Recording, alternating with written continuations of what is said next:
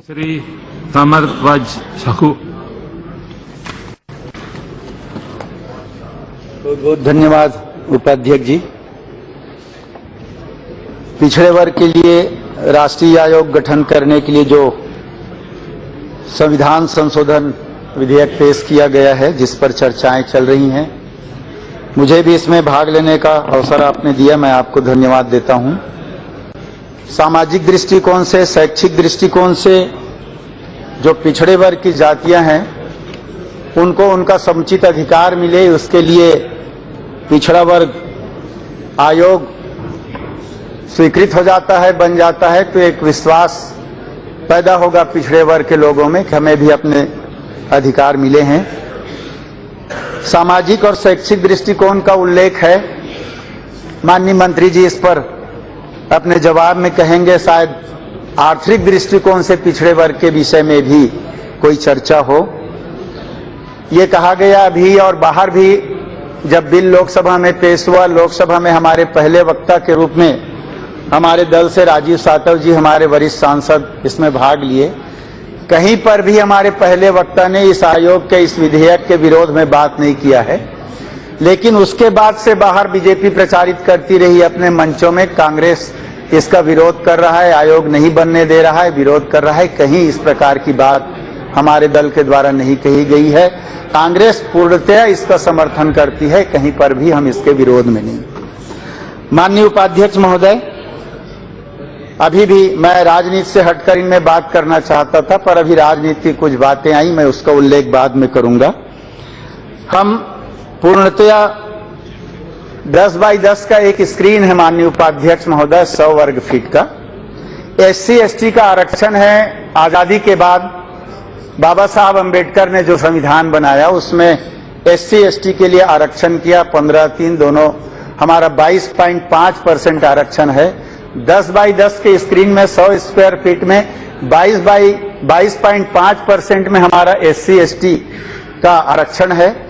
शेष 78% में हमारा OBC देखता है कि हमारा स्थान कहां पर है। पूरे भारतवर्ष में अलग अलग प्रदेशों में OBC की स्थिति अलग अलग है, कहीं 40%, कहीं 50%, कहीं 69 है, 60 है, 42 है। कुल मिलाकर औसतन ऐसा माना जाता है कि OBC पूरे भारतवर्ष में 52% उनकी जनसंख्या है। 52% के आधार पर हमारे एक साथी अभी बहुत अच्छा कह रहे थे, जितनी संख्या उसके अनुसार उनका आरक्षण सुनिश्चित हो, ये काम उनका होना चाहिए। मैं आपके माध्यम से माननीय मंत्री जी से कुछ बातों का आग्रह भी करना चाहूंगा। 4 साल हो गया इस सरकार को, अभी कहा गया कांग्रेस ने समर्थन नहीं किया, बीजेपी OBC का पूरा समर्थन करती है। ये आयोग जब 8 माह चुनाव बचा है, तब उसके गठन की प्रक्रिया आ रही।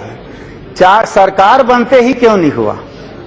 अगर सही मानों में OBC को आरक्षित, उनका आरक्षण करके उनको सुविधाएं देना चाहती, कहीं ऐसा ना हो कि आयोग का गठन तो हो जाएगा, बाहर चुनाव तक भाषण का अंश हो जाए कि हमने गठन किया, हमने आयोग बनाया, हमने आयोग बनाया, पर तेज गति से उस पर काम ना हो पाए और उनको OBC को उनका अधिकार ना मिल पाए। इसके लिए मैं माननीय मंत्री जी से कहना चाहूंगा कि इसमें तत्काल आगे इस पर काम बढ़ना चाहिए।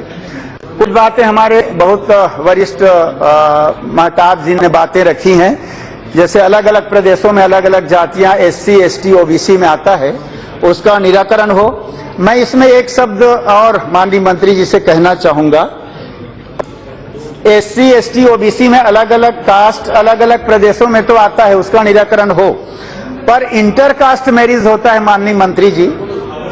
लड़की अगर OBC का है और लड़का दूसरे कास्ट का है, SC ST का है, या लड़का OBC का है, लड़की दूसरे कास्ट का है, और उसका आने वाला जनरेशन OBC में आएगा कि किस में आएगा, इस पर भी एक चर्चा का विषय भविष्य में जो होना है, उस पर भी मैं माननीय मंत्री जी से कहना चाहूंगा कि इस पे जरूर ध्यान दें अपनी बातों को। मैं आग्रह माननीय मंत्री जी से कहना चाहूंगा कि तत्काल आयोग का पारित होने के बाद ये गठन हो, चुनावी जुमला बनकर न रहे।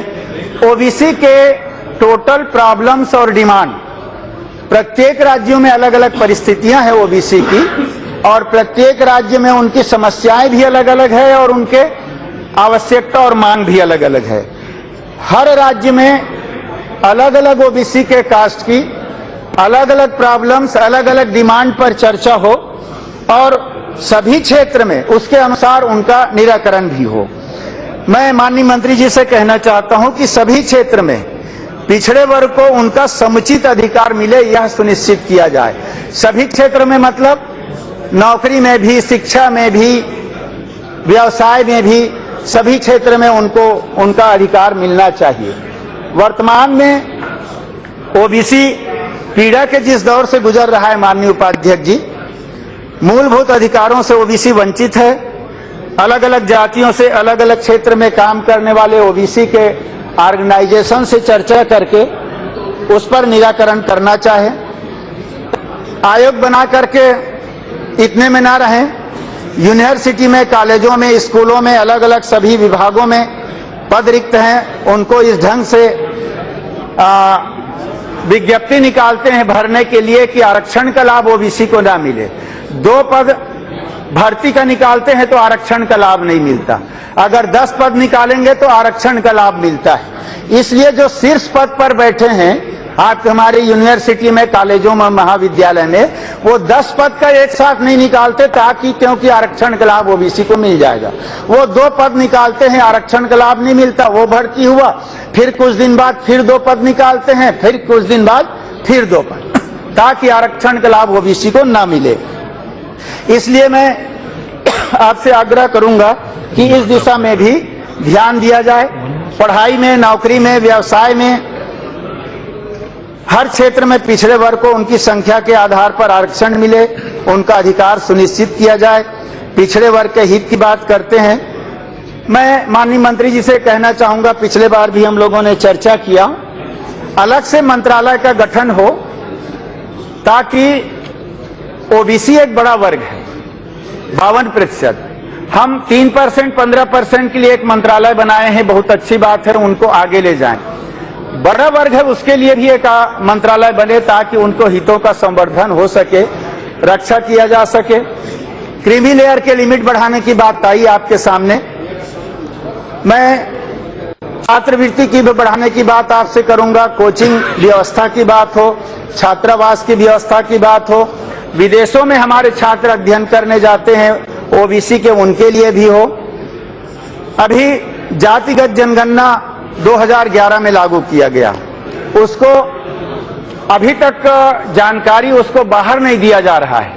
मैं आपसे आग्रह करूंगा कि उसको डिक्लेयर किया जाए कि इस देश में कौन कौन से जाति के लोग कितनी कितनी संख्या में है, कितना प्रतिशत है, और इस आधार पर किसको कितना लाभ मिलना चाहिए। प्राइवेट सेक्टर की भी बात माननीय मंत्री जी से कहना चाहूंगा कि जो वर्तमान, बस 2 मिनट में उपाध्यक्ष जी खत्म करूंगा, प्राइवेट सेक्टर में भी 27% आरक्षण लागू हो। बोल रहा हूं, जाति प्रमाण पत्र बनाने की जो कठिनाइयां हैं उसके पर भी चर्चा हो, ऐसा मैं आपसे आग्रह करना चाहूंगा। कुछ एक अभी बातें आ रही थी माननीय उपाध्यक्ष जी, मैं उस पर चर्चा करना चाहूंगा।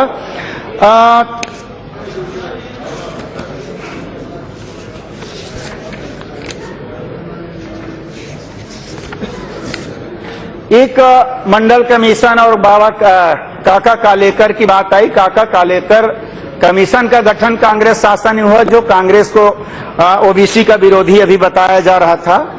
मंडल कमीशन का गठन हुआ, 11 सिफारिशें दी गई जिसमें 3 लागू हुआ, और अभी ये जो बात आ रही थी 27% आरक्षण को बीजेपी ने किया। मैं जानकारी के लिए बताना चाहूंगा, जब पीवी नरसिम्हा राव की सरकार बनी तो सरकारी नौकरियों में 27% ओबीसी के लिए आरक्षण लागू किया गया। ये रिकॉर्डेड चीज है, इसमें मेरे तरफ से कोई कहने की चीज नहीं। और तत्कालीन, नाम सहित दे रहा हूं, तत्कालीन सामाजिक न्याय मंत्री सीताराम केसरी जी ने ओबीसी से आने वाले वी राजशेखर की प्रथम नियुक्ति की मंडल कमीशन की अन्य सिफारिशें लागू करने के लिए। माननीय मंत्री जी, कांग्रेस कभी भी विरोध में नहीं रही है ओबीसी को अधिकार देने की, समय समय पर उनने काम किया है और आज भी हम इस चीज का समर्थन करते हैं, कहीं पर भी विरोध नहीं करते, पर आपसे आग्रह करते हैं कि 4 साल में अभी आयोग के गठन की बात आपके दिमाग में आई है, कहीं ऐसा ना हो कि प्रधानमंत्री ओबीसी का है, प्रधानमंत्री बन गए, फिर चुनाव तक के अनाउंस करते रहे कि हमने आयोग का गठन किया और अधिकार कुछ न मिले इन 8 महीनों में ओबीसी को।